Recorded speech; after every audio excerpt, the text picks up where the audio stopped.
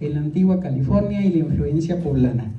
Es que para mí es más divertido hacer el niño que ponerle el nombre y bautizarlo, ¿sí? Creo que para todos es más divertido hacer el niño. Ya después en el registro civil ahí le ponen el nombre. Entonces creo que se lo puse hace poquito que ustedes hicieron la propuesta. Dije, pues bueno, ahí va, lo marcamos, ¿no?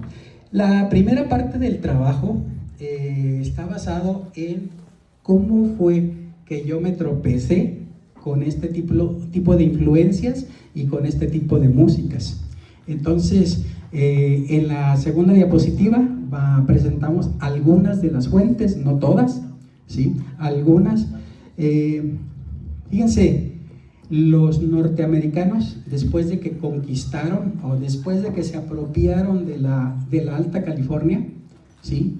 Se dieron a la tarea de conquistarlos también mentalmente, no solamente física y territorial, y no solamente la rapiña. La verdad es que cada vez que me pongo a estudiar esta parte de la historia, me da mucho coraje porque llegaban a los ranchos los norteamericanos, después de haber perdido la guerra y después de haber perdido el territorio, y llegaban con un ranchero y le decían, ¿cuántos acres tienes? ¿Cuántas cabezas de caballo? ¿Cuántas de res? Y entonces le dicen, ahí te van $100 y ahí está, esto es mío. Entonces fue un robo en despoblado totalmente, después de la pérdida de la Alta California y que se volvió Alta California norteamericana, ¿sí? Y cada vez que leo esa parte de la historia me da bastante coraje. Sin embargo, para poderlos conquistar, lo primero que empezaron a hacer es ver cómo pensaban. Y para saber cómo piensan, hicieron una serie de entrevistas hacia la gente de razón. Había 3 tipos de gente. Los indios, esos son los que para ellos eran los salvajes, los neófitos, los indígenas bautizados, y la gente de razón, que eran los mestizos católicos que ya habían llegado a colonizar, pero que ya eran católicos, ¿sí? Entonces esa era la gente de razón. Entonces los norteamericanos se fueron a los ranchos a platicar con la gente de razón, y Hubert Bancroft se dio a la tarea de realizar investigación en cada uno de los ranchos con gente que tenía entre 70 y 80 años. Entonces la mayoría de sus investigaciones, de sus notas de campo y de sus entrevistas las hizo en 1880. Se publicaron algunas hasta 1904. Y entonces cuando llegaban al rancho y decían, oye, don Eulalia Pérez Cota, ¿aquí vive? Sí. ¿Cuántos años tiene? Pues tiene 138 años. ¿Puede escribir? No, ya no puede escribir, ya no ve. ¿Pero te puede dictar? Sí. Aquí te dejo el papel y aquí te dejo $100 que nos escriba sus memorias. Entonces Bancroft, junto con Thomas Savage, que fue otro de los apoyos, se dieron a la tarea de realizar este tipo de investigaciones para saber cómo pensaban, y dentro de todo eso era cómo era la vida de un ranchero, y ahí iba en un capítulo los fandangos. Entrevistaron a doña Eulalia Pérez Cota, a don Antonio Amador, a don Antonio Coronel, a Ana Camp, etcétera, ¿no? A diferentes personas que fueron investigando, ¿sí? Entonces, con eso empezaron a realizar una serie de libros, una serie de investigaciones. El primero, no se nota mucho, el de la izquierda arriba, ese libro se llama Notas y Sonidos en el Desierto, escrito por el doctor Armando Estrada Lázaro en Tijuana, Baja California, y lo regaló en el marco de un congreso de la Asociación Nacional de Maestros de Danza Folclórica Mexicana. Él regaló el libro.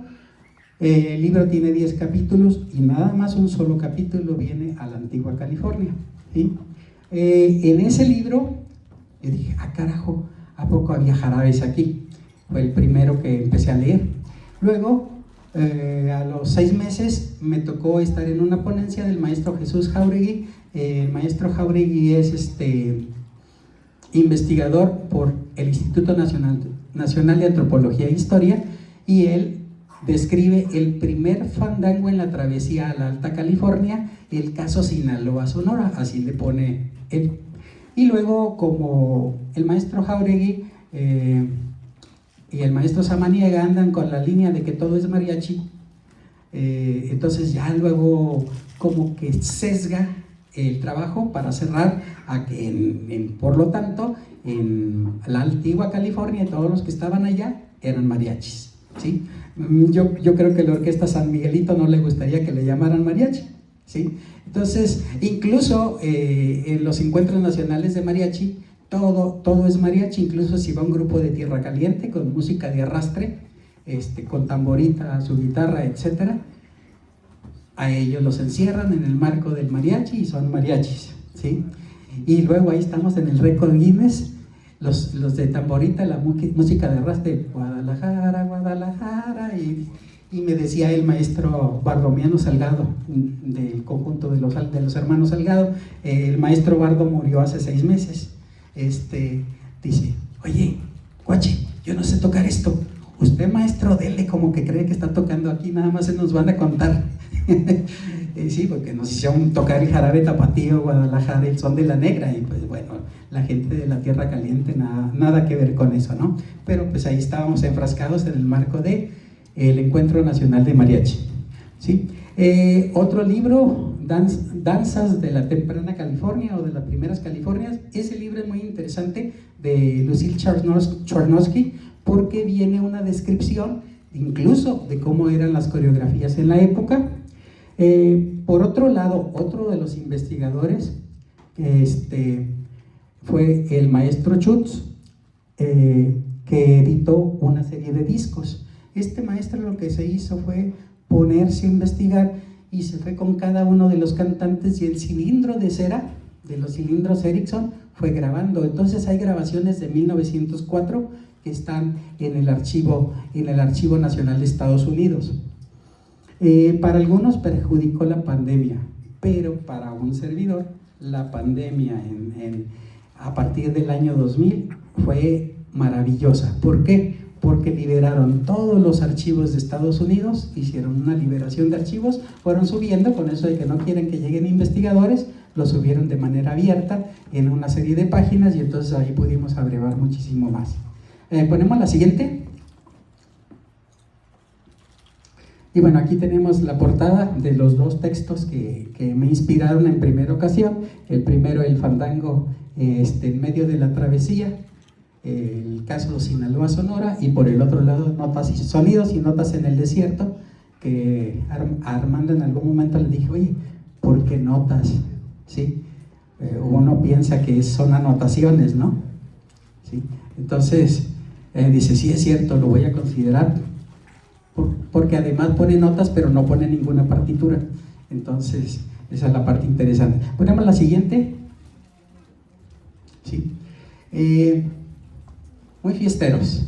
Estamos hablando de que para 1765, 1800, llegar a conocer algo de lo que sucedía allá en la antigua California, tanto en la antigua, que es lo que ahora conocen como Baja California Sur, y Baja California. Hago una abreviación porque luego a ellos y a nosotros no nos gusta. No existe el estado de Baja California Norte, no existe, ¿eh? Se llama Estado Libre y Soberano de Baja California. Ya luego, cuando hasta 1950, hasta el 73, se creó el estado de Baja California Sur, pero antes era Estado Libre Soberano de Baja California y Territorio de Baja California Sur, y entonces ya nada más en el otro se quedó Sur, pero en nuestra Constitución de Baja California dice Estado Libre y Soberano de Baja California. Entonces no existe norte y sur, nomás Baja California y Baja California Sur, y eso sí, eso era la antigua California. Ya después, de San Diego hasta Monterrey, California, es lo que viene siendo la Alta California. Entonces, que llegaran noticias de lo que estaba sucediendo en el centro de la República hasta allá, implicaba una gran fiesta, implicaba un gran jolgorio, implicaba una gran algarabía. Fuimos tan lentos en el caso que hasta 1827 hicimos la jura de bandera. Se fue haciendo la jura de bandera y se fue haciendo secuencialmente. En 1840 en Monterrey, California, se hizo la siguiente jura de bandera y se dieron cuenta que ya no existía el imperio, ¿sí? El imperio español. Entonces, por lo tardío de las noticias. Por lo tanto, entonces, la primera etapa de lo que viene siendo la antigua California estuvo marcada por una serie de piezas de origen más español, seguidillas, peteneras, fandanguillos, que se tocaban y se bailaban allá en la antigua California, ¿sí? Sin embargo, posteriormente, 1769, se da otro momento en donde la gente se empieza a dar cuenta que los rusos ya le estaban echando el ojo a la Alta California, ya les interesaba, se querían apropiar de la Alta California, y entonces bajaban de Alaska, se establecieron en el Fuerte Ross, por allá poquito más al norte de Monterrey, California, se establecieron en el Fuerte Ross, ahí hicieron una colonia de rusos y bajaban a la Alta California, ¿sí? A Monterrey o a San Francisco para comprar grasa de ballena y piel de nutria, ¿sí? Por el otro lado llegaban los ingleses. Yo les recomiendo, igual también, para que no digan, me está inventando. Richard Henry Dana se llama, 2 años al pie del mástil, se llama el libro, está en español. Y Richard Henry Dana narra cómo salió de Nueva Inglaterra, le dio la vuelta a todo el cono sur, son 2 años de travesía, le dio la vuelta a todo el cono sur, volvió a subir, llegó al puerto de San Blas, hasta que llegó a San Francisco a comerciar pieles, ¿sí? Y entonces compraban pieles, compraban sal, compraban grasa, y a cambio traían de allá de Boston, traían telas, ¿sí? Que era lo más caro porque anteriormente se hacían en los telares de las misiones de la antigua California, la ropa de vestir. Entonces, comprar ropa floreada era un gran lujo. Lo que viene siendo el algodón, o en inglés le llaman cálico, ¿sí? Era un gran lujo. Entonces, cuando llegaba un buque, imagínense, ¿no? El intercambio y la fiesta, porque ya viene alguien a comerciar con nosotros. Y con lo primero que recibían, 21 cañonazos, 21 cañonazos de salva para decir, viene un barco. Y luego el barco contestaba. Se bajaba, llegaba el gobernador, se subía al barco, les daba la bienvenida y vénganse, ya les tenemos listo el fandango. Y entonces se hacía el fandango. Ahí vienen los primeros intercambios cuando ingleses, norteamericanos, rusos empezaban a enseñar las piezas que ya traían. Entonces polka, chotis, mazurca, rigodones, galopas, eso lo traían de Europa y lo traían en parte de Rusia, y por el otro lado nosotros con los sonecitos, y se hacían los intercambios interesantes y sabrosos. Le pasamos a la que sigue. Entonces, había 3 tipos de poblaciones. El primero, que viene siendo el tipo de rancho, luego viene siendo el presidio, que es como un fuerte solamente, y luego ya lo que viene siendo la misión, ¿sí? Narro la parte que me interesa y donde más me enfoqué a investigar, que es en la misión de San Vicente Ferrer, en la misión de San Diego y en la misión de San José. Y ahí está cuando se fueron fundando estas misiones, ¿sí? En qué año se fueron fundando. Y aquí abajo, pues bueno, cómo se consideraban a las 3 categorías de personas: gentiles o salvajes, indígenas, ¿sí? Los bautizados, que eran los neófitos, y finalmente la gente de razón, que era ya los soldados, la gente que estaba bautizada pero que ya venía del interior de la República. En ese primer momento, no crean que nos mandaron a la gente más fina, no nos mandaron a la gente más fina, nos mandaban a la gente que estaba en presidios, ¿sí? A la gente que estaba presa la mandaban hacia el norte, un tipo de exilio, si ustedes quieren, y también para el centro de la República lo que decían es detenerlo en la cárcel, a mandarlo a que vaya a poblar para allá, pues mejor que vaya a poblar para allá, ¿sí? Entonces, pues era como, para mucha gente consideraron el espacio como su prisión al aire libre y sin rejas, ¿sí? Entonces, mucha gente de razón así lo consideró, y entonces fue como se fueron fundando las primeras misiones, porque estaban a las órdenes de los frailes jesuitas. Pasamos a la que sigue. Sí. Bueno, dentro de la vida de las misiones siempre había un lugar donde estaban las indígenas neófitas. Ellas se dedicaban a hacer jabón, a hacer las comidas, a tratar los productos de las cosechas, en parte a la talabartería, mucho a lo textil, ¿sí? Y encargadas de ellas había una, le llamaban la llavera, la persona que se encargaba de la llave. ¿Por qué? Porque a las indígenas neófitas, después de cantar el alabado a las 9 de la noche, métanse ahí, y luego le cerraba con llave para que nadie se saliera y para que nadie saliera con su domingo 7, ¿sí? Porque por el otro lado también estaban los indígenas neófitos, que eran los encargados de los cultivos, del pastoreo, del cuidado de animales y del mantenimiento de las misiones, ¿sí?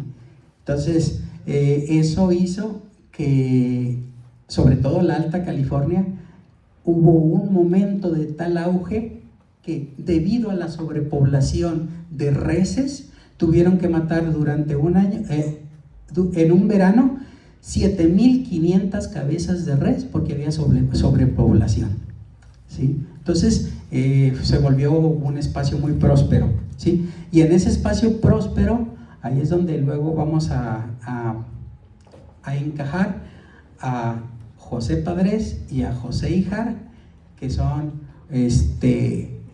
los primeros que ya salieron de México, vinieron a Puebla, consiguieron talabarteros, artesanos, etcétera, y se los llevaron para allá, que es el segundo aire de la vida de las misiones, ¿sí? Pasamos a la que sigue. Bueno, como les digo, si los ranchos son extensos, imagínense que más o menos ahorita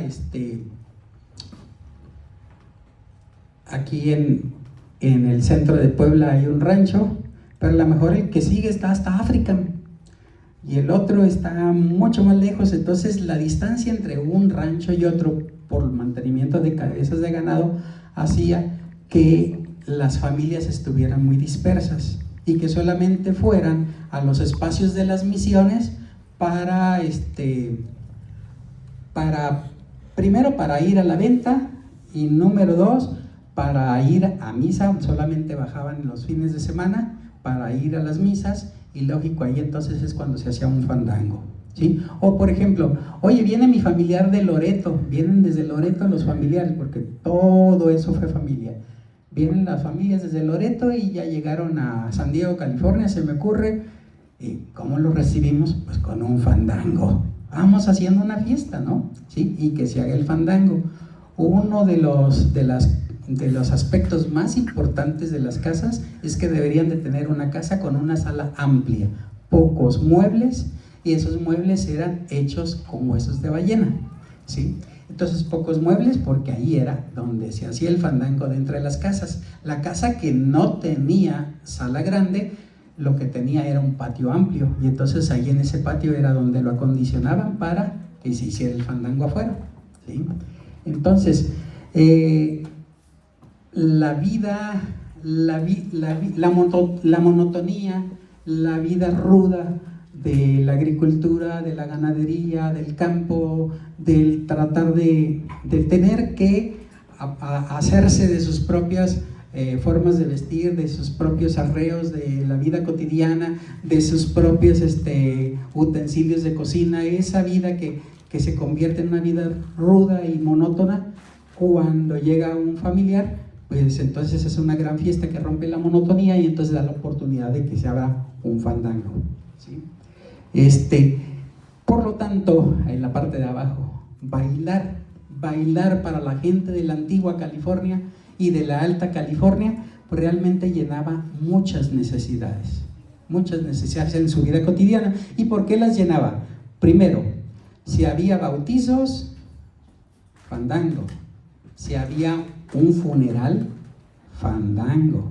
Si había una muerte de un niño y de un angelito, un fandango, ¿sí? Porque el niño no tenía la culpa de eso y se tenía que ir alegre. Y el fandango era dedicado a niños. Un casamiento, fandango. Un bautizo, fandango. Las fiestas de la Virgen de Guadalupe, fandango. Las fiestas de Pascua, fandango de cascarones. Las fiestas de Año Nuevo, fandango de cascarones. Que llegaron grupos a comerciar, pues fandango, porque ahí en pleno fandango es donde vamos a hacer el intercambio comercial, la compraventa, ¿sí? Entonces, por eso decimos que llenó muchas necesidades, porque el fandango se convirtió como en el centro o en el epicentro de lo que viene siendo la compra, la venta, el arreglo de los matrimonios, etc. Pasamos a la que sigue. ¿Sí?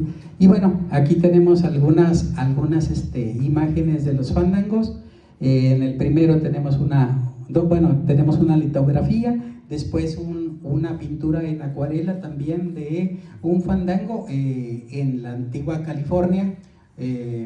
Traté de omitir las nacionales, las litografías nacionales, y arriba este grupo se llama Los Arribeños de San Francisco. Esos todavía están vigentes, este grupo, que están interpretando los sones pues de acuerdo a como les dé entender, porque son norteamericanos y están ahorita resignificando. Ahorita con ellos, con los norteamericanos, al principio como que querían ser gringos y ahorita de nuevo vuelven a rescatar sus apellidos nacionales, sus apellidos mexicanos, porque para ellos es importante las raíces. Entonces otra vez no, yo soy Camp, no, ya no soy Camp, ahora soy García porque mi familia era García, y como que hay un volver a quererme identificar con lo mexicano y con lo nacional, ¿sí? Pasamos a la que sigue. Bueno, y aquí tenemos al primer Richard Henry Dana, ¿sí? El texto de 2 años al pie del mástil. Decía: era domingo de Pascua, bajo los portales de una pulpería había 2 hombres engalanados con lazos, cintas y ramilletes, tocando el violín y la guitarra española. Estos son los únicos instrumentos que oí en California. Sospecho que son los únicos que tocan, porque en un fandango al que asistí más tarde, al que habían llevado a todos los músicos que habían logrado encontrar, había 3 violines, 2 guitarras y ningún instrumento más, ¿sí? Más abajo Dana dice: los fandangos suelen durar hasta 3 días por lo general. Al segundo día regresamos y aún allí estaban tocando los músicos en la plataforma, tocando y rasgueando, unos cuantos bailando. El baile dura todo el día con pausas intermedias, pero la multitud, la alegría y la sociedad escogida llegan por la noche, ¿sí? Entonces, en el trabajo de investigación que estoy haciendo le doy más peso a los testimonios que al rollo que yo pueda echar. ¿Por qué? Porque un testimonio, si lo presenta uno sobre todo de puño y letra, es el trabajo a veces que uno está realizando, porque usaban muchos modismos, entonces uno tuvo que aplicar la paleografía, que es cuando uno tiene que desglosar y ver cómo está escrito. Aplica uno la paleografía para sacar este tipo de materiales. Bueno, en este no apliqué la paleografía porque ya está en un libro, está en un texto, ¿sí? Pasamos a la que sigue. Otro de los testimonios, un ruso, Dmitry Zavalisi, ¿sí? El zar segundo de Rusia le pidió a Dmitry, pues, que fuera a ver cómo estaba esto y que también atendiera a la gente del Cuartel Rojo, porque en aquella época Alaska no era de Estados Unidos, Alaska era territorio de los rusos. Ya después se lo vendieron en los Estados Unidos, pero Alaska era de los rusos. Entonces, Dice, había un baile en el que se representaba una disputa entre dos mujeres, ¿sí? Y se la disputaba por un prisionero condenado, al que la mujer quiere salvar con la condición de que se case con ella. Al compás de la música y las coplas, las mujeres luchan delante del prisionero. Las figuras del baile representan las distintas maniobras de la pelea. En el desenlace, como ninguna puede vencer a su rival, movidas por los celos, se lanzan sobre el prisionero y lo acuchillan para no cederlo a la enemiga, ¿sí? Entonces, desafortunadamente aquí Dimitri no dice de quién, cuál era el nombre del baile, como para ir identificando el nombre. Y nos narra algo interesante. Miren, la vestimenta de los hombres consistía en pantalones cortos, ¿sí? Que es algo en lo que traigo yo, ¿sí? Ahorita ya lo que hacemos en el traje de chinaco, le ponemos la manta y la hacemos pero no, este es un pantalón corto, sí, es un pantalón corto, y abajo está el de manta. Ahí va.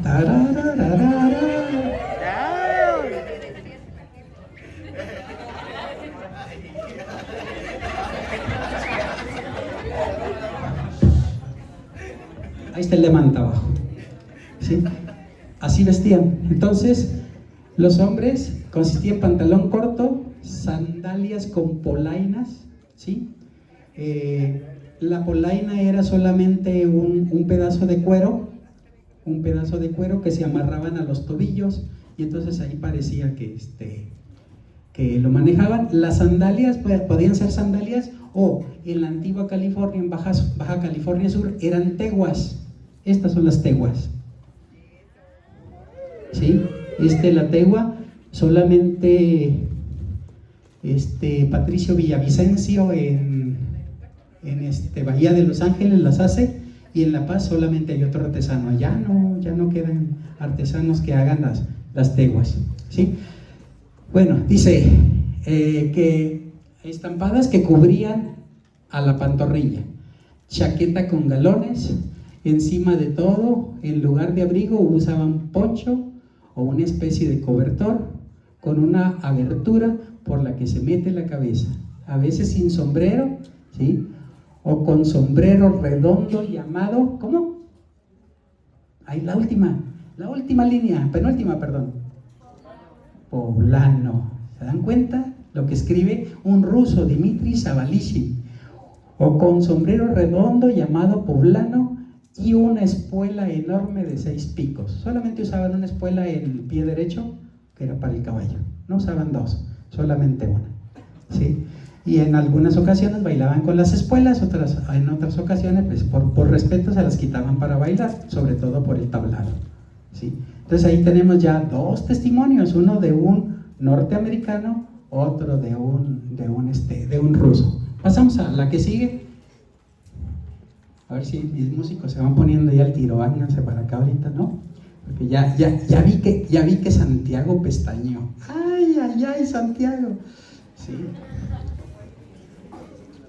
Pasamos ahora a doña Eulalia Pérez Cota. Esta señora nació en Loreto, Baja California Sur. Se casó 5 veces la doña. O sea, no había casi mujeres, y había muchos soldados tiradores. Entonces se casó con un soldado, enviudó, se casó con el siguiente soldado, y el siguiente soldado le dijo: pues vámonos de Loreto a San Diego. Y ya se la lleva a San Diego, y allá volvió a enviudar. Tuvo 24 hijos, no más, ¿sí? Tuvo 24 hijos, doña Eulalia, ¿sí? Y doña Eulalia, ya se me olvidó ¿de cuántos años, Giovanni? ¿Cuántos años le leíste? 139 años vivió, ¿sí? Sus bisnietos en sus últimos días la tenían en un circo, como exhibición viva de la mujer más longeva en Estados Unidos, ¿sí? Entonces, doña Eulalia dice: en el tiempo que vine de Loreto a San Diego, yo era muy aficionada al baile y era considerada la mejor bailadora de la región. Una vez bailamos juntas María Josefa Rodríguez y yo. Chepa era famosa por ser una gran bailadora. Bailamos el jarabe y se cansó y se sentó dejándome a mí bailando todavía. Se mandó un desafío hasta Monterrey, California, no Monterrey, Nuevo León, ¿sí? Para que vinieran a competir conmigo. Y luego dice: cuando yo estaba joven, bailaban todo tipo de bailes: sones, jarabe, pontorrico, medio 14, fandango, la zorrita, las pollitas, el caballo. Este último se ejecutaba por mujeres que usaban sombrero, y en cierta parte del verso ellas giraban con sombreros en las manos, ¿sí? Y ahí ya, para el que está investigando, dice: oye, aquí ya hay varias piezas que tengo que investigar, ¿sí? Hasta ahorita solamente le hemos entrado a las pollitas, y hasta ahorita solamente la zorrita en la que hemos trabajado. El medio 14 todavía no lo encontramos, ¿sí? Porque algunas piezas se pierden en el camino con las partituras, etcétera. Y estamos en proceso de la resignificación también de lo que viene siendo los caballos, que era girar, ¿sí? El pontorrico, había dos formas de bailar el pontorrico. Uno era con botella en la cabeza, u otra, ustedes conocen el jarabe solamente de la danza de cuchillos de aquí de Tlaxcala, de Terrenate, ¿verdad? Pues ese era un pontorrico. De hecho, solito era un sonecito de la tierra. Ahí les va, tarea, ¿sí? Para el ensamble San Miguelito. No me lo puedo llevar para allá porque no era muy común, pero el son que se llama el jarabe de la danza de cuchillos era un sonecito de la tierra, ¿sí? Ya ustedes sabrán si le ponen los cuchillos en los pies, como en las memorias de mis tiempos de Guillermo Prieto. Él escribió ese libro donde alguien estaba bailando con cuchillos en los pies, ¿sí? Ahí hay tarea, ¿sí? Bueno, para que no se me duerma, necesito que se levanten algunas parejas. A ver, parejas hombre-mujer, ¿sí? No muy liberal, hombre-mujer, convencional.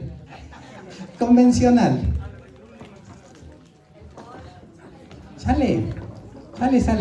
Aquí lo que queremos es que se diviertan.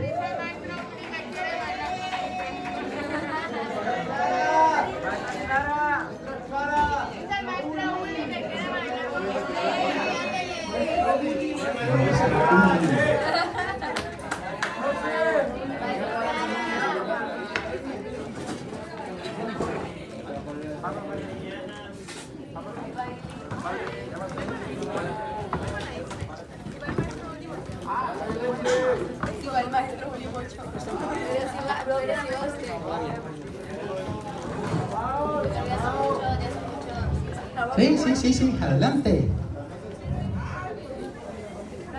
Otros más. Ustedes que dicen que sí son aventados, alguien allá, ándele, aquí lo que necesitamos es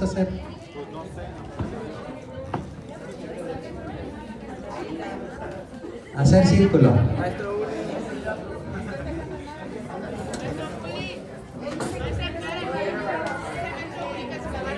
Miren, no es que les apure, pero el recinto nos le están cobrando por minuto. Acuérdense que dijeron que nos iban a dar 1 hora y media. Entonces esto forma parte de la 1 hora y media. O le hago como los diputados: maestro, páreme el reloj; presidente, páreme el reloj; allá en la Cámara de Diputados, páreme el reloj.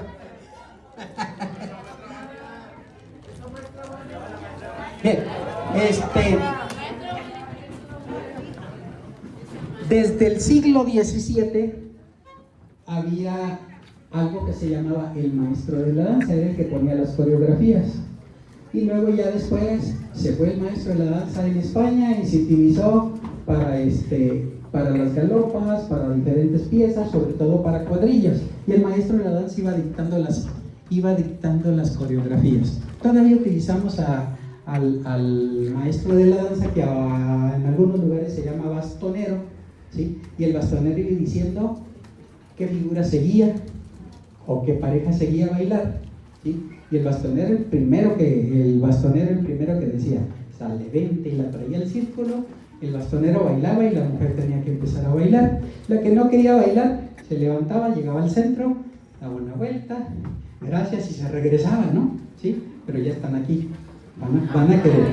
Entonces, en la Alta California, ¿sí? En la Alta California ya no se llama bastonero, ahorita se llama tecolero, ¿sí? Hablé con un maestro, San Cortés, yo no me voy a adjudicar el descubrimiento o la inferencia, pero San Cortés dice, sí, ¿sabes qué?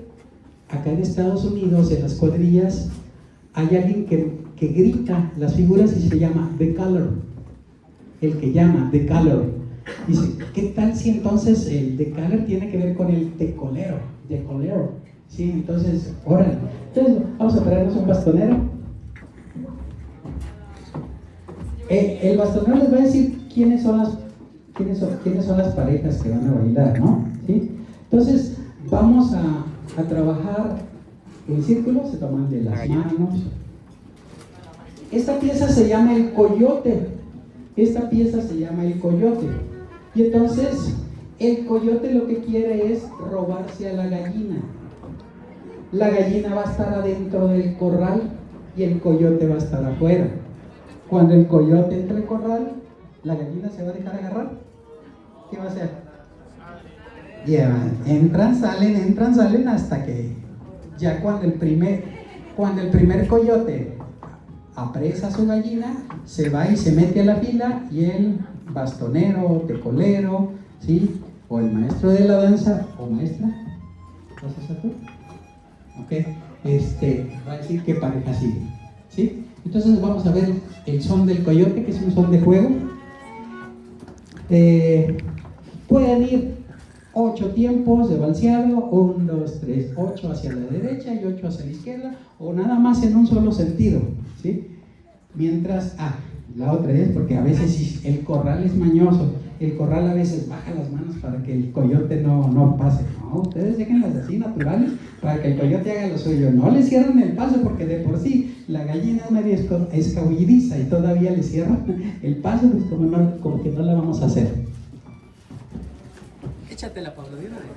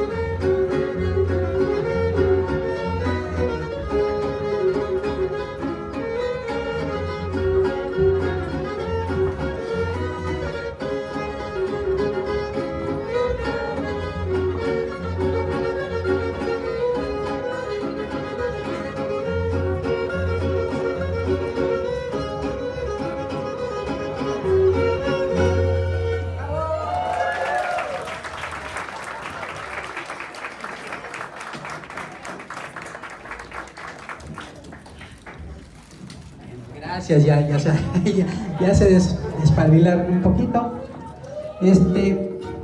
A lo mejor luego habría que preguntarles a los que estaban aquí jugando cómo se sintieron. Desde fuera no se nota mucho, no se siente mucho, ¿sí?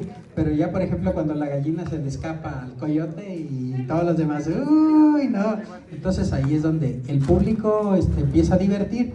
Pero yo creo que los que estaban aquí en el círculo, por más sencillo que fuera el baile, sí se divirtieron, ¿sí? Y más el hombre que dice, pero ¿cómo que se me está yendo, no? ¿Sí? Y ahorita nada más quiero en un solo sentido. Ahora cuando ya se hace de ida y vuelta, 8 y 8, ya es diferente, ¿sí? Vuelvo a repetir para los maestros que están llegando, luego a ver si nos pasan sus números de teléfono para pasarles esta pieza, el coyote, se los mandamos por WhatsApp. Nomás trae 3 vueltas, ahorita tocamos varias vueltas. En un fandango, mientras haya fiesta, mientras haya bailadores, tiene que seguir la música, ¿sí? Es lo que hemos aprendido a veces cuando estamos en un fandango y estamos tocando el relámpago, ya nada que ver con la antigua California, y nos hacen una fila como de 20 parejas que quieren subirse. Pues sácale versos, porque hasta que el último ya se cansó y ya no hay quien baile. Ahora sí, ya terminan, porque no se debe dejar a nadie sin bailar. O menos sin dejar de bailar esa pieza que se levantó y la quería bailar porque así lo sintió, ¿sí? Entonces aquí el coyote no sé cuántas vueltas le dimos, no sé si 5, pero bueno, en la música por cuestiones a veces coreográficas 3 solamente. Pasamos a la siguiente diapositiva.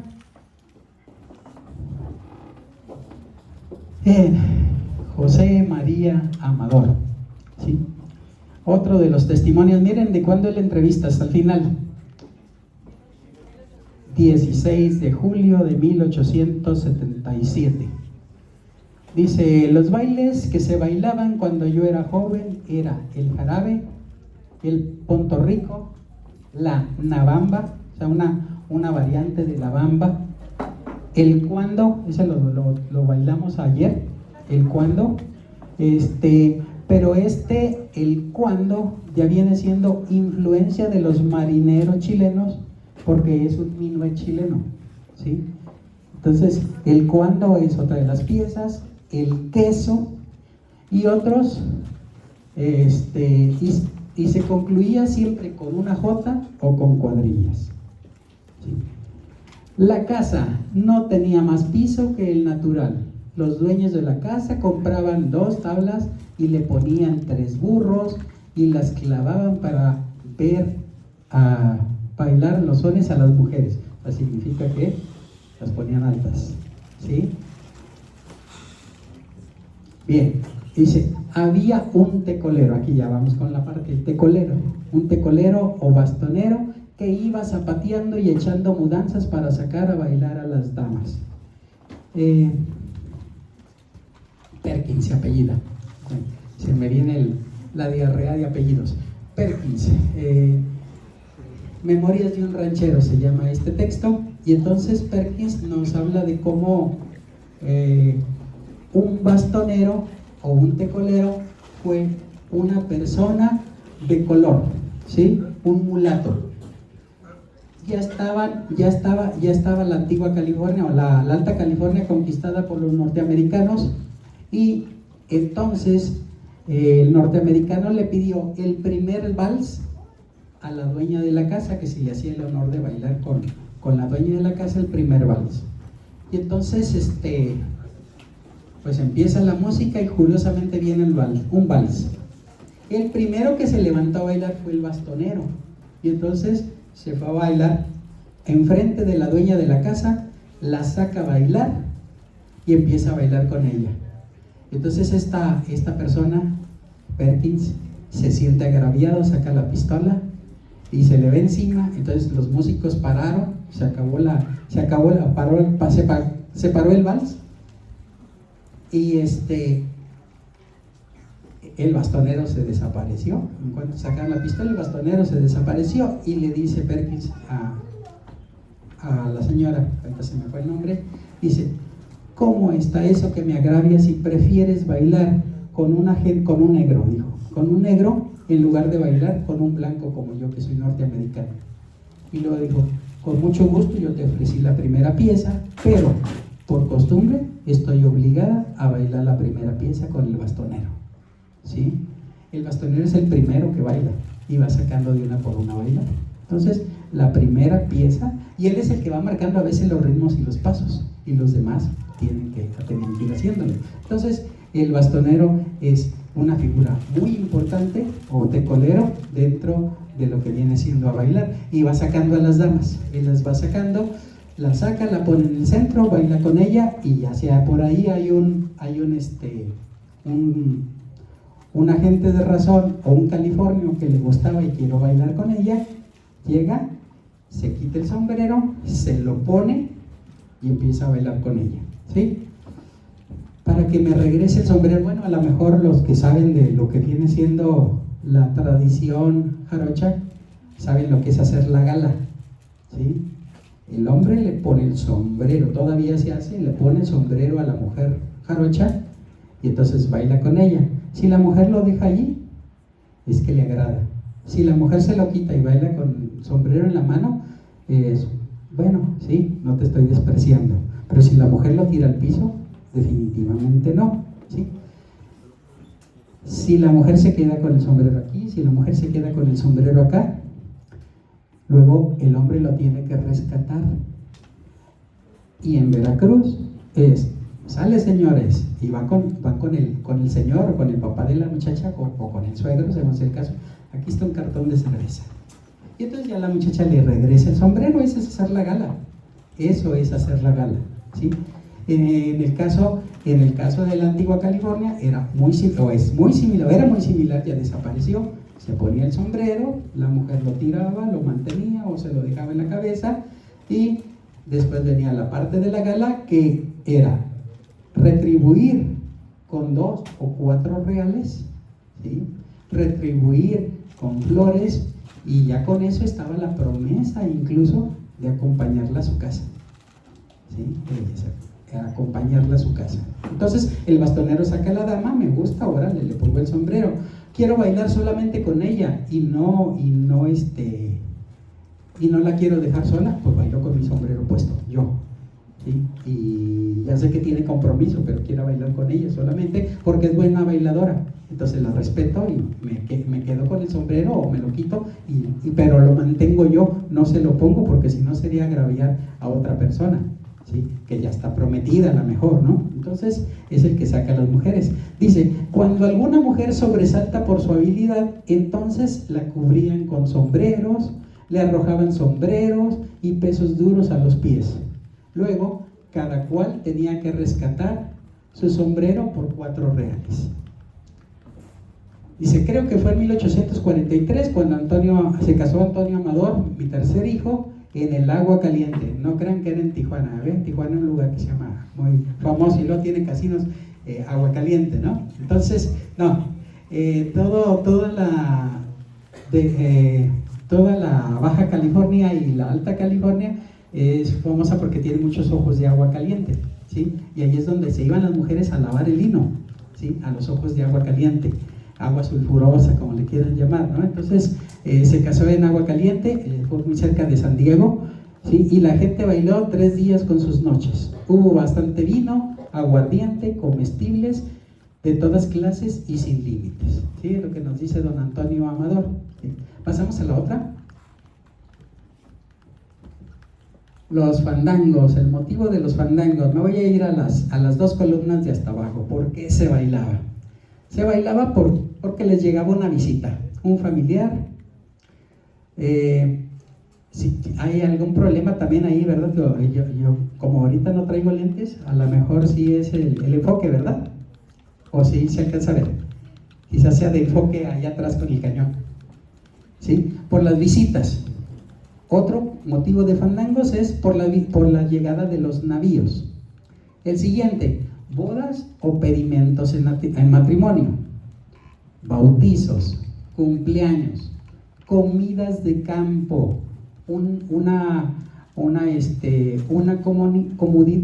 comunidad se iba de día de campo, se llevaban los músicos, pero aprovechaban, pues, ¿a dónde nos vamos de día de campo? Pues vámonos al Ojo de Agua, al ojo de agua caliente. ¿Y qué hacemos? Pues aprovechamos para lavar el lino, ¿sí? Y entonces las mujeres se ponen a lavar durante la mañana, y en lo que se seca la ropa, porque las tienen en los chaparros o en los encinos, pues, que se arme el fandango en lo que se seca la ropa, ¿no? Entonces aprovechaban esas salidas porque los ojos de agua no estaban cercanos, a veces estaban hasta 3 horas de distancia para ir a lavar.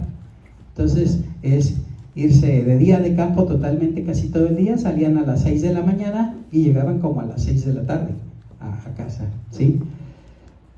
Reuniones en pulperías, no pulquerías, reuniones en pulperías, que son los lugares donde se vende de todo, donde pueden comprar semillas, aguardiente, sillas de montar, de todo se encuentran ahí. Era una pulpería, ¿sí? Entonces, lógico, la pulpería tenía sus portales y enfrente de los portales estaban sus mesitas, y la gente llegaba a lo mejor de un rancho cercano de 2 horas. ¿Qué hago? Compro, me surto del mandado y me siento a tomarme un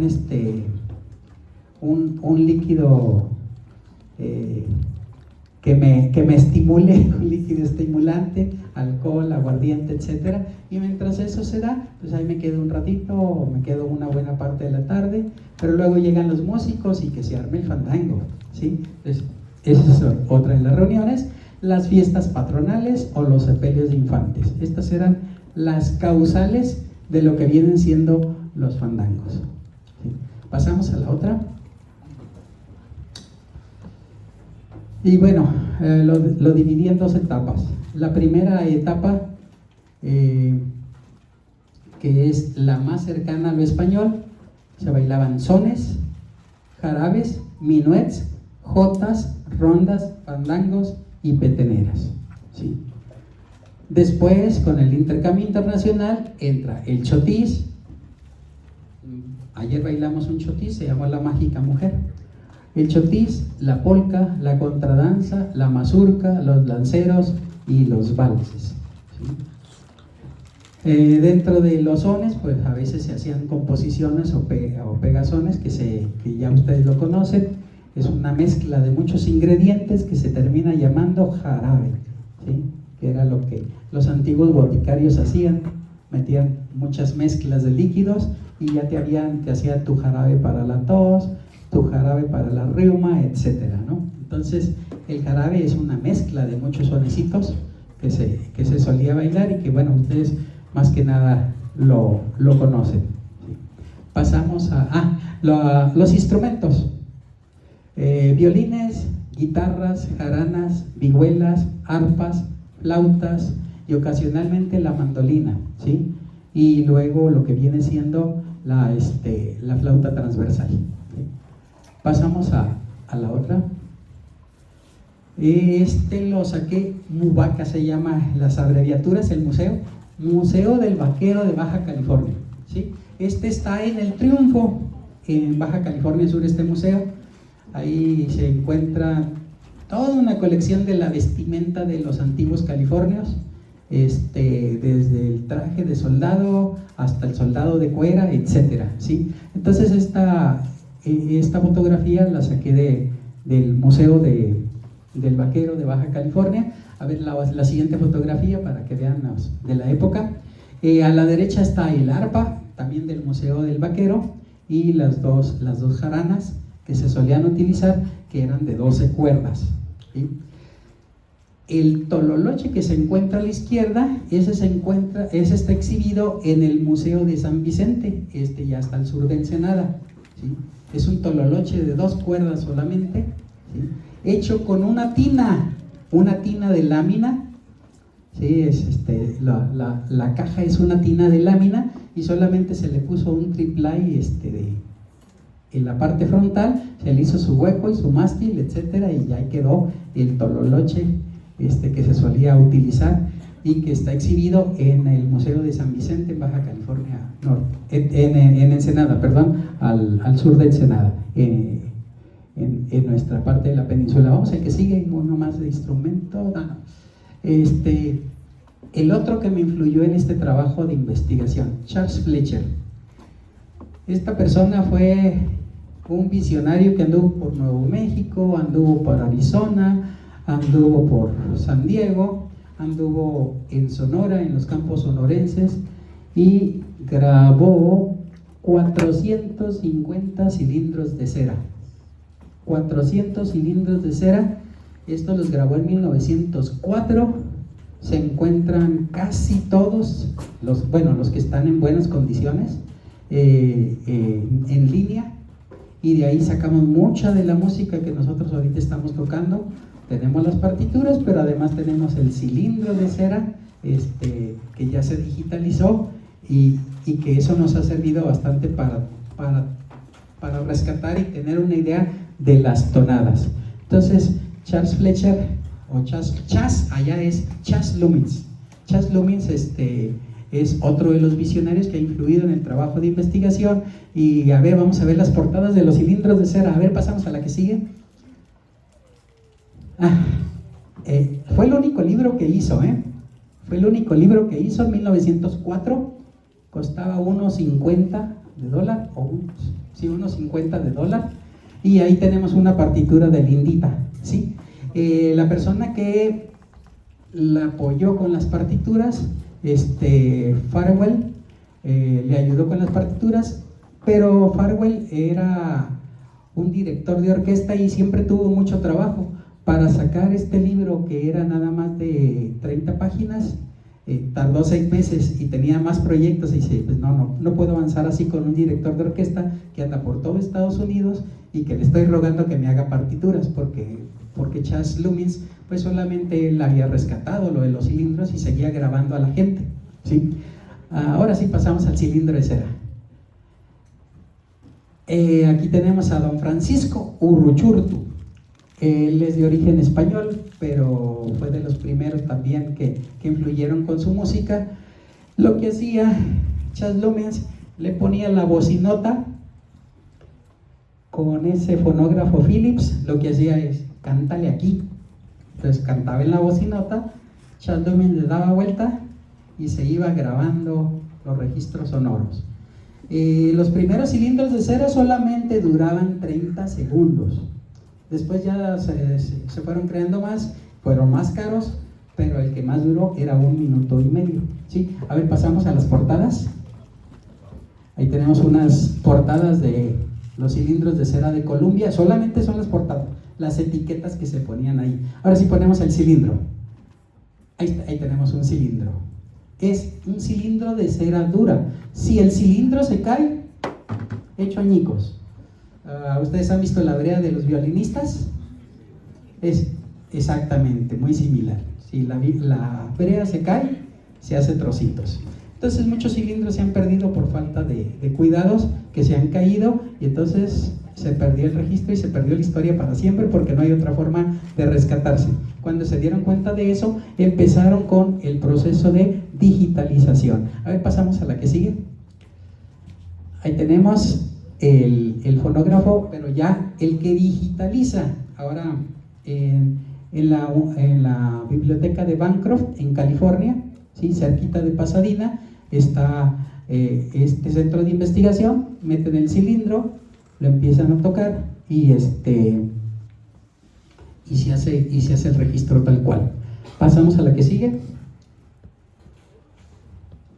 Y ahí están en pleno proceso de digitalización los técnicos, que es una labor bastante interesante y ardua que se realiza por parte de ellos.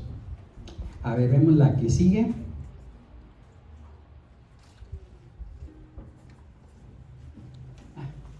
Vamos con los poblanos. Vamos a ver tantito aquí de... Esta pieza es el gachipín.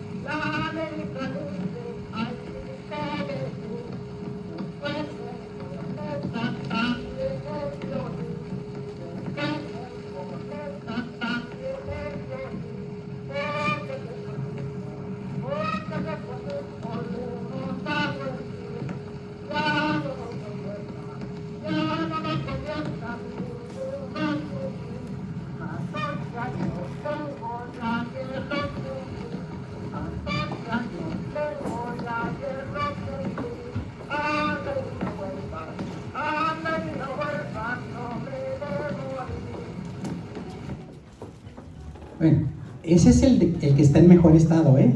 Es de los que están en mejor estado y no había música, porque como duraba 1 minuto y medio, o a veces eran de 30 segundos, pues no me puedo dar el lujo de meter música. Es cántale, tú cántale, ya a lo que vamos, porque nos interesan los versos.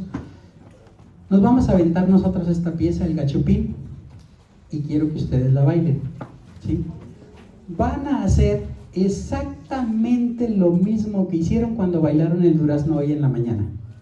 Los mismos pasos, métale las mismas figuras, ¿sí? Sí, comer un durazno desde la raíz. Baile, sale, se invita a las parejas.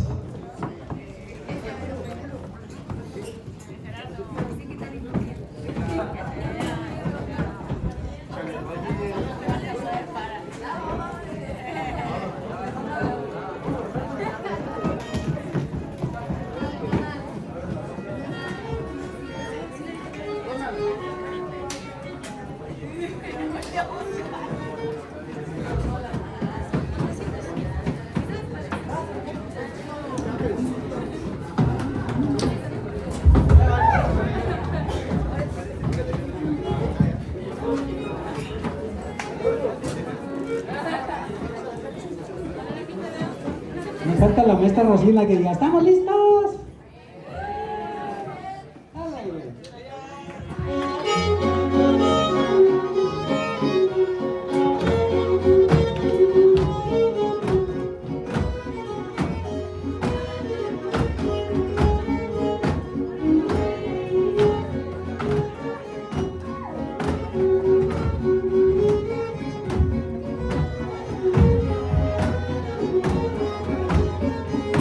Al pie de la sombra de un árbol gentil, al pie de la sombra de un árbol gentil, como lamentamos desde un Gachupín.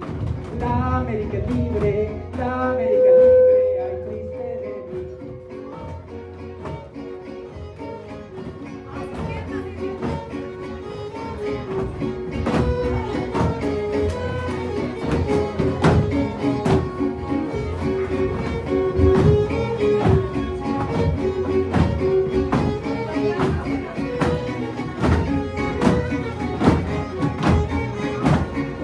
La trompeta, también el violín, tocó la trompeta, también el violín, porque el despotismo le hemos dado fin. Ya no nos gobierna ningún Gachupín.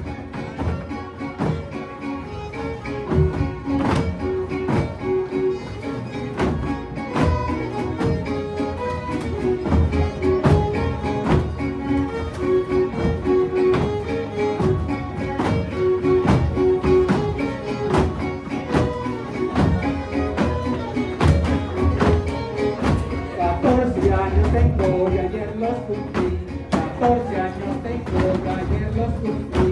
Anda y no vuelvas, no me de morir. Que no nos gobierne ningún Gachupín.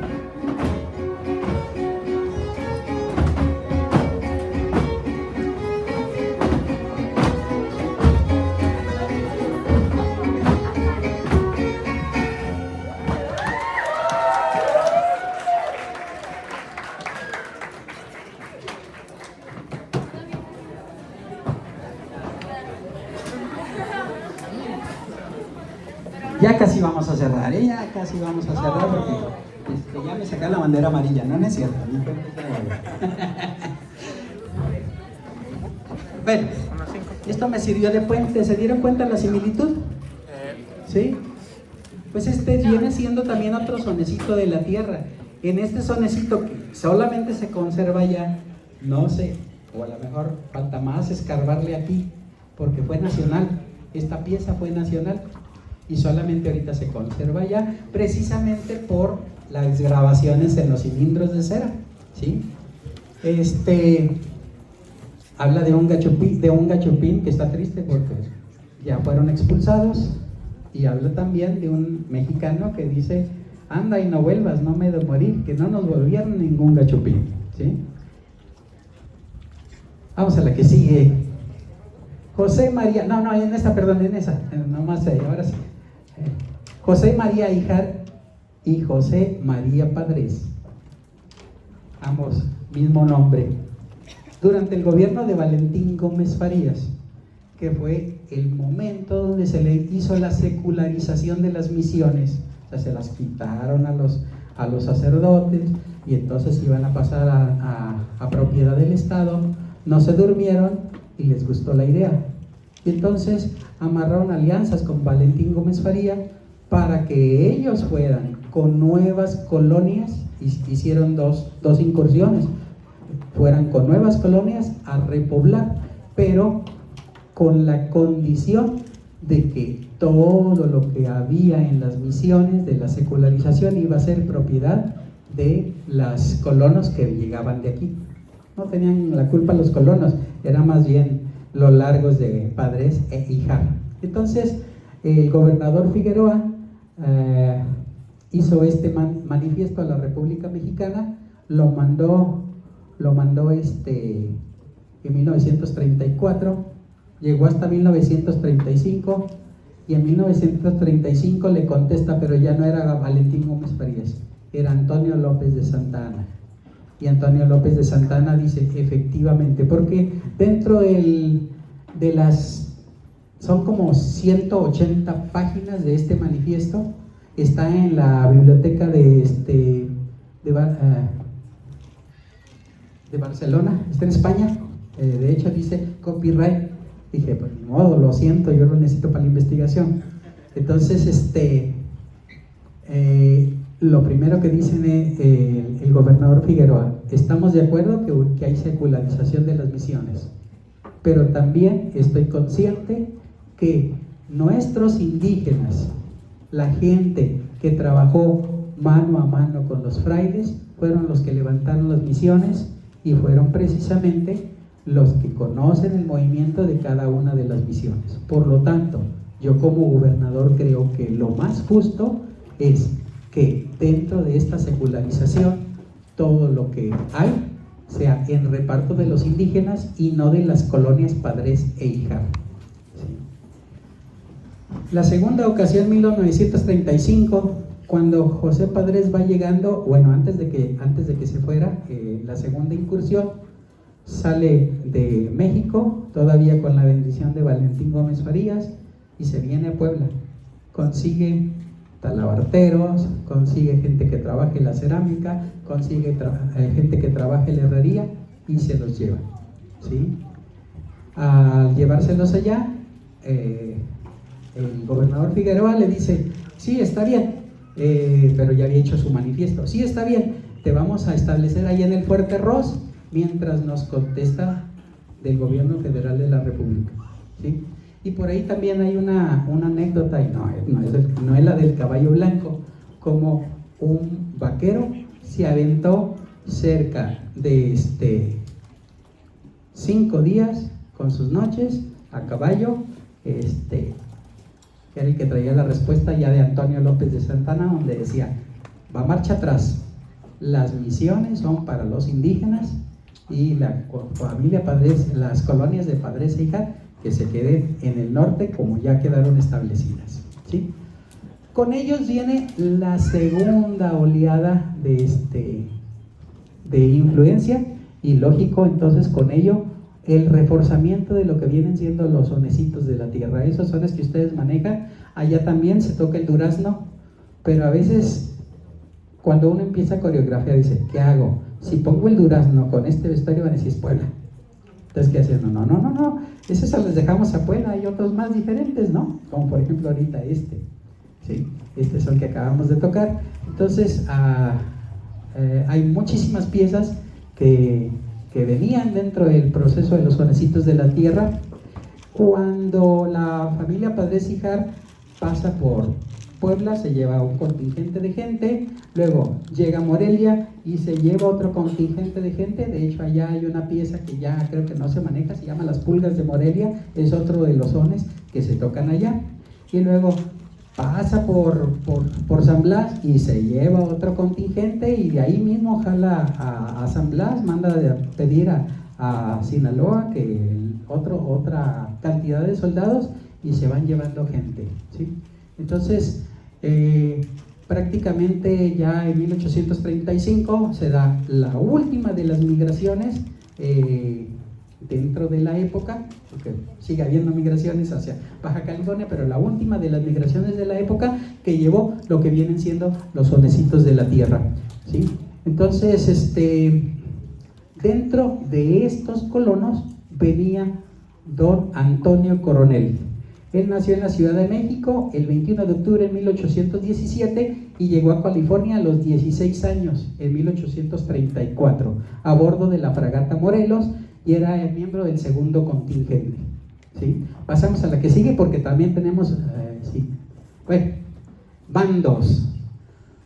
Todas las formas de ser, las formas de hacer y la vida cultural de México estaba regida, y la vida política y económica estaba regida por bandos, ¿sí?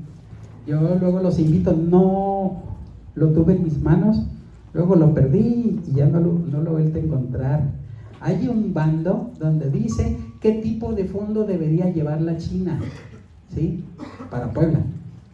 En el bando decía que en parte la que llevara picos era de la vida galante, la que llevara redondeado el fondo era, bueno, en fin, el bando estableció las formas de vestir y la clase y la forma como se tenían que vestir la gente. Entonces, a lo mejor las personas que se dedican a los montajes tendrían que meterse históricamente a los bandos para saber hasta dónde, cuál sí y cuál no, ¿sí? Y hasta dónde a lo mejor a la dama, pues nadie lo sabe, pero a lo mejor la estamos vistiendo, si la llevamos a la época, la estamos vistiendo como una mujer de la vida galante, a lo mejor, ¿no? ¿Quién va a saber? ¿Sí? Entonces, toda la vida de la República estaba regida por bandos, también no se escapa lo que viene siendo la antigua California, pero allá estaba más relajado porque no había Inquisición, ¿sí? No había, los misioneros eran más laxos, no era como aquí que inmediatamente ponían la queja ante la iglesia, ¿sí? Pasamos a la que sigue. Bueno, a la llegada de los colonos de la Ciudad de México y de Puebla se adoptó por parte de la mayoría de los californios la calzonera, la bota de ala, la chaqueta corta, el sombrero jarano o zapatón, ¿sí? Pasamos a la que sigue. No sé por qué me quedan cortas, ¿sí? Y aquí viene algo interesante que viene formando parte del bando, Dice, las mujeres de menos posibilidades, este es un bando que va diciendo cómo debe vestirse la gente. Las mujeres de menos posibilidades usan enaguas desde la cintura para abajo en lugar de túnica, de materiales arreglados de acuerdo a las posibilidades económicas de la persona. La camisa con mangas que llega más abajo del codo y el pescuezo y el pecho solo cubrían con un pañuelo negro de seda o algodón cuadrado, doblado formando una esquina, dos puntas. La esquina se aseguraba a la espalda y las otras dos puntas pasaban por encima de los hombros abriendo el cuello. Usaban las mujeres del pueblo continuamente el rebozo de hilo o de algodón, ¿sí? Esta es una parte también del bando, pero también que lo dictó don Antonio Coronel. Vamos a la que sigue, creo que ya es la última, sí, las últimas. Y aquí tenemos fotografías de don Antonio Coronel. ¿Cómo le hicieron para tener fotografías de la época del señor? No lo sé. Estas están en el Museo de Los Ángeles, en el Museo de Historia Natural de Los Ángeles. Ahí está don Antonio Coronel tocando la guitarra. Vamos a la que sigue, pues son fotos.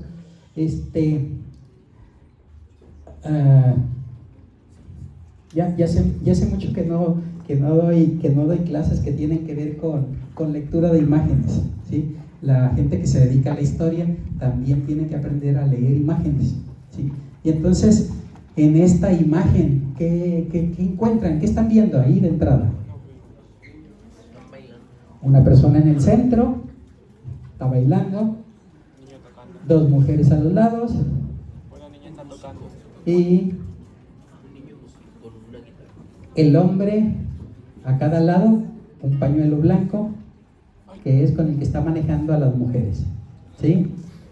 Y a veces con esa figura hacían lo que se llama el Cristo, ¿sí? Las mujeres se cruzan, el hombre queda aquí, unas mujeres, una mano de cada mujer queda aquí y la otra acá arriba, y entonces queda como crucificado, ¿sí? Y eso se hacía el Cristo con los paliacates, ¿sí? Entonces ahí está don Antonio Amador bailando, perdón, don Antonio Coronel bailando en San Diego.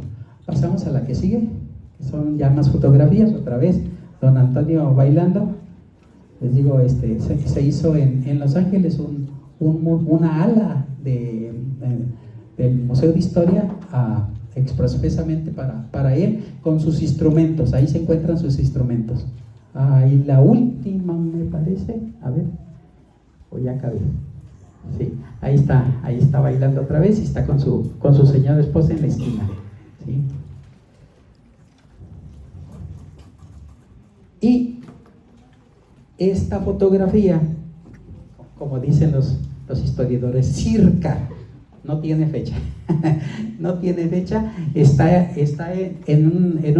enmarcada en el Museo de San Vicente, y ahí encontramos a unos chinacos de San Vicente.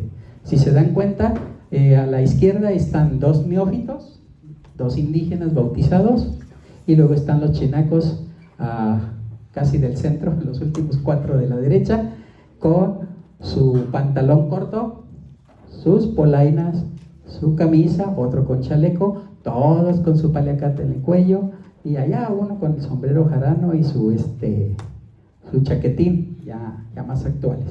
Entonces, yo no sé si aquí existan fotografías de chinacos de la época, pero es la única que yo he encontrado en Baja California, porque San Vicente en Ensenada. En Baja California es la única que he encontrado. Las otras eran de don Antonio Coronel, pero están en Estados Unidos. Pero esta es la única baja californiana, ¿sí? Y bueno, ahí están las polainas y otra litografía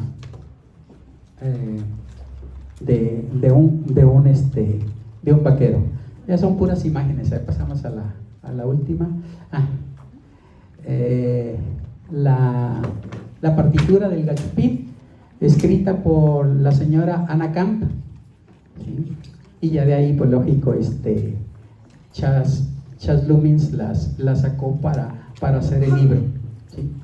De los 450 cilindros de cera, hay cerca de 10 libros escritos con puras partituras, y que estamos hablando de más de 450 piezas en partituras que están a disposición. A ver, otra partitura, por ahí tenemos esta,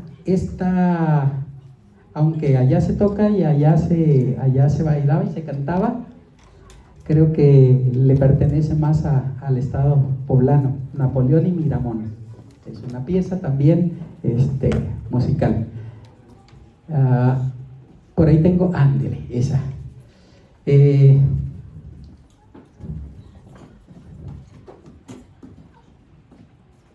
Archivo de internet, por si la quieren buscar luego más adelante, que digan, a ver si Carlos está echando mentiras. Archivo de internet, ¿sí? Y aquí lo de las transcripciones. En esta misma página están los cilindros de cera, ¿sí? Nomás pónganle Early California Music, ¿sí? Early California Music, ¿sí? Y se van a encontrar tanto partituras como las grabaciones digitalizadas de los cilindros de cera, unos en buen estado, otros en mal estado, ¿sí?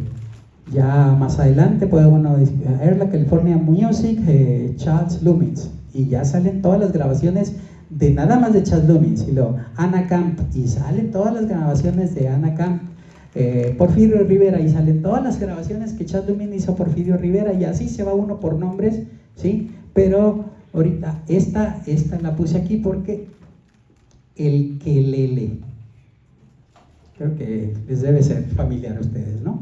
Ya vamos, él no murió, ay, ay, ay, ay, ay, ya lo llevan a enterrar, ¿sí? ¿Sí? grabada por Amparo Ochoa, ¿verdad? Sí, entonces el quelele, ahí también se encuentra. A ver, creo que ya la última, ¿hay otra? Sí, se acabó, ¿sí? Entonces, pues queremos despedirnos un poquito con otro de los sonecitos, el borrego, para que se levanten parejas y enseñarles a bailar el borrego.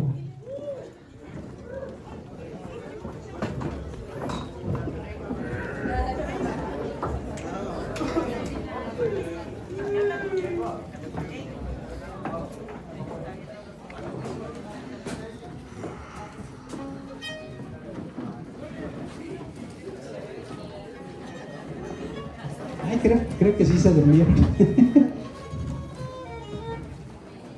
Creo que sí se durmieron parejas para enseñarles a bailar el borrego.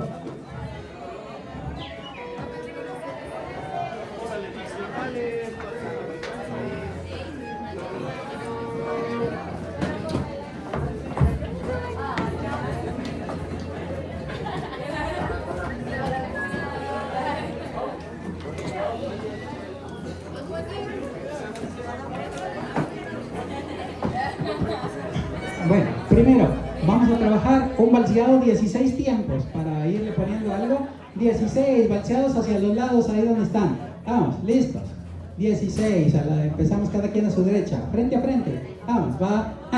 1, 2, 3, 4, 5, 6, 7, 8, 9, 10, 11, 12, 13, 14, 15, eso es. Ahora, al tercer tiempo, vamos a girar 1, 2, 3 y 4. La mujer es la que va a girar, ¿sí? La mujer es la que va a girar. El hombre puede jugar ahí, ¿sí? 1, 2, 3, 4. Ya, y a su uso, ¿sí? Vamos, listos. 4 por 4, 16. Sale, vamos, va. 1, 2, va la vuelta. 1, 2, va la vuelta. 1, 2, va la vuelta.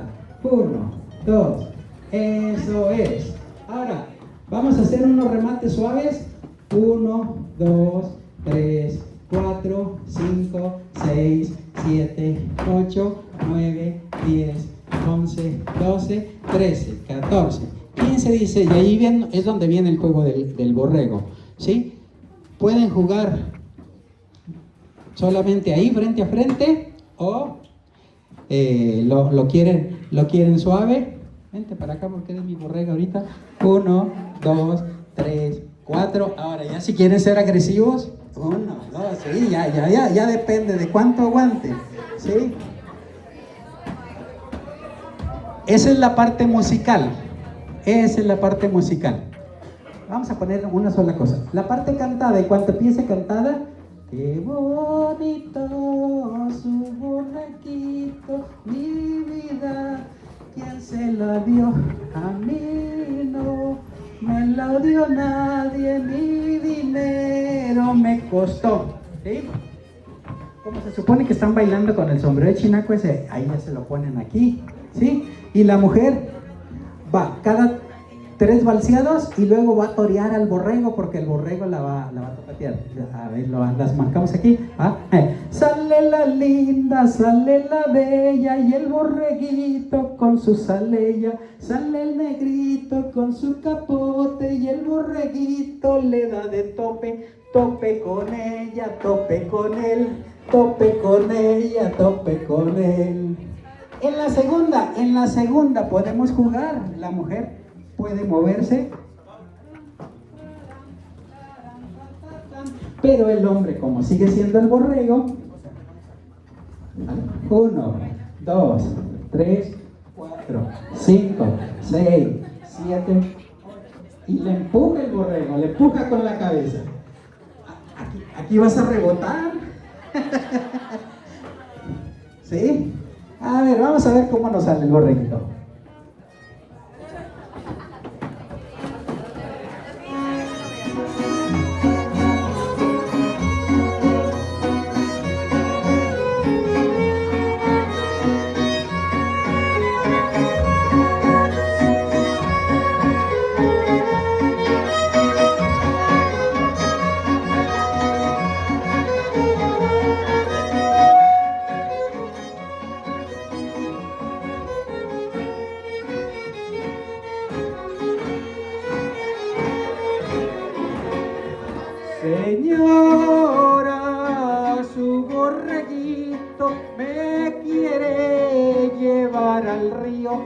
yo le digo que no, porque muero de frío. Toriana, sale la linda, sale la bella, y el borreguito con sus aleyas, sale el negrito con su capote, y el borreguito le da de tope, tope con ella y tope con él, tope con ella y tope con él.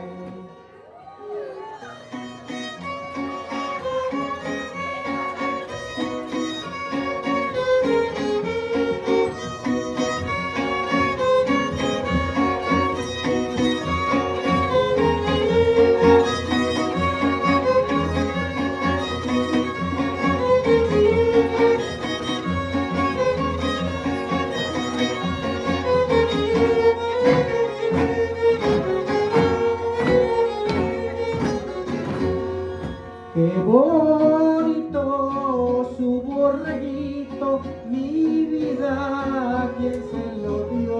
A mí no me lo dio nadie, mi dinero me costó. ¡Tope! Sale la linda, sale la bella, y el borreguito con sus aleyas, sale el negrito con su capote, y el borreguito le da de tope, tope con ella, tope con él.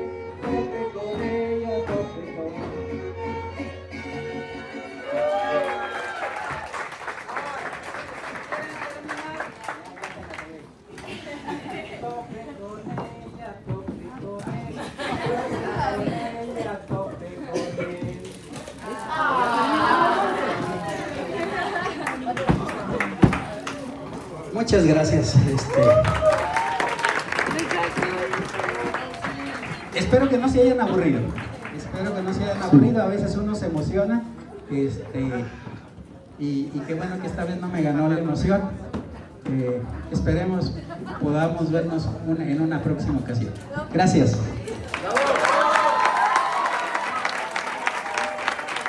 Agradecemos y pedimos un fuerte aplauso al doctor Carlos Ochoa García, quien nos impartió esta bonita y didáctica conferencia. Maestro, queremos decirle que para nosotros en el Instituto de Arte Macuilxochitl, en los grupos culturales, y me atrevo a hablar por la maestra Rosina también en la organización del Jarabe Monumental de San Miguelito, pues nos da muchísimo gusto que se haya sumado a este proyecto. Muchísimas gracias por esta conferencia tan dinámica, tan bonita y tan nutritiva, que nos sirve mucho a todos los jóvenes estudiantes y a los maestros del instituto conocer esa parte de la historia que está muy lejos de nosotros, pero sin embargo es muy valiosa y la apreciamos mucho. Muchas gracias, maestro, también por sumarse al festival el día de ayer, por sumarse a estos trabajos con respecto a esta conferencia. Estamos muy agradecidos con usted y queremos brindarle un fuerte aplauso al doctor por esta plática. Muchísimas gracias. También al mariachi de Arpa Grande de Tijuana.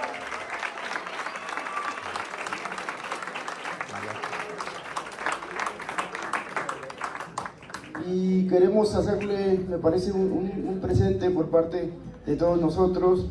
Les pedimos un fuerte y caluroso aplauso para despedir a este gran ponente que tuvimos el día de hoy.